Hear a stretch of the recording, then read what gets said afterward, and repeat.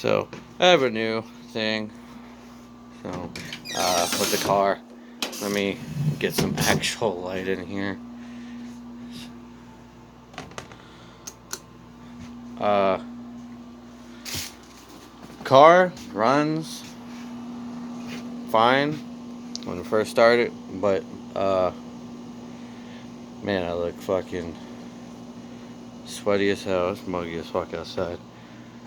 It seems like once it gets up to running temperatures, switching it from park or even neutral into reverse or drive almost chokes itself out to the point where it wants to cut off, but then like last second as it's about to cut off, it catches itself and pushes enough fuel through. So I'm gonna take a look when I get a chance to, and I look into it more. Fuel injectors, obviously, as I mentioned in the previous, but I feel like it might be even the fuel filter.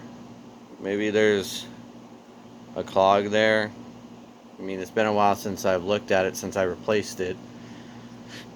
Uh, and the fuel filter and fuel pump that I put in there when I replaced the old one because it went out was for either a year or two older 240 or year or two newer 240, which shouldn't really matter because I mean they'll wire up to each other fine, but my factory fuel pump is bigger than the fuel pump that's in there right now.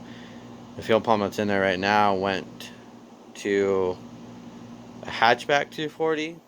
Again, I don't really think it would matter, but it was definitely smaller when I put it in there, so maybe the size, I need to replace it with a bigger one anyways. Size would definitely uh, make a difference, possibly. I don't know, but around the car, around the block, just it's already on. Might as well. It's cloudy enough. Looks like it's gonna rain, so police aren't even gonna be out when it rains and gets to the point where it's gonna storm or it looks like it's going to. You can count on the police not being out and about at all that day. They don't want to be out in that bullshit, and they don't want to have to stop and write tickets or arrest someone out in what could possibly start raining out of nowhere. So I drove it. It drove fine, and then I stopped off to at two spots to get some pictures. So I had something to post up on uh, Snapchat and my Instagram. And after I took the first set of pictures, that's when it started doing the issue where it was like choking out, chugging. I don't know what you would want to call it or describe it, but it, I don't know. It's hard to explain, and it's just, I'll have to show it the next time, I guess. And then you guys can, I don't know if people are going to say either the fuel injectors, possibly spark plugs. Now that I'm thinking about it, maybe.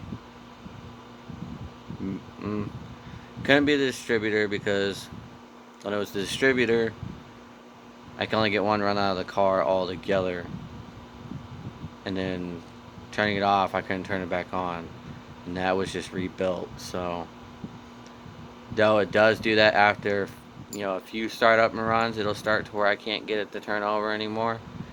But if I let it sit for about like 5, 10, 15 minutes, it'll start back up. So, trying to figure out what the issue could be. Could be the throttle body too, or I don't know. I need to check my fuses. It's been at least a year, 2 years since I've checked fuses. At least for the 240. I know I checked them on the Previa and they were all fine. At least the ones that I could see were fine. So,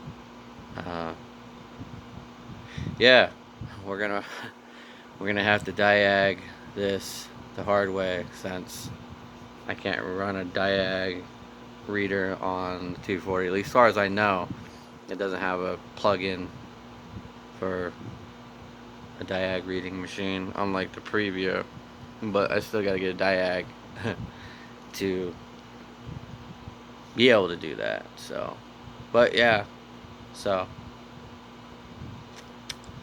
we'll have to diagnose that somehow, or I may just have to bite the fucking bullet and take the car into town again, and either go to the same shop and have them overlook it, or drive to the outskirts of town. There's a shop on the access road next to the freeway that leads towards Baird, Texas, the town over from us. So I don't know.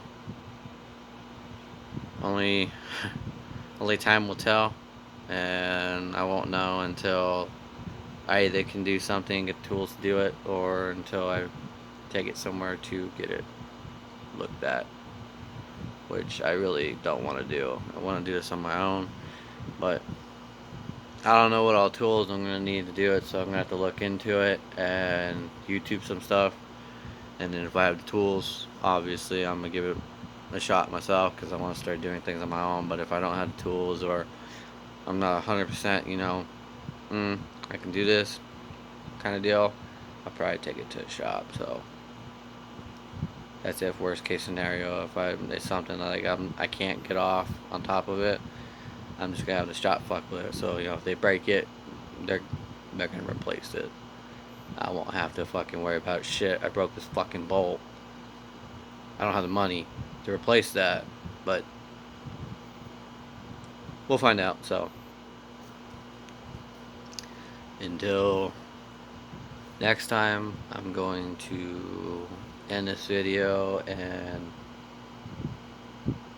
either watch some drift videos on YouTube or play some Skate 3. So yeah, I will see you guys later in the next video. Peace.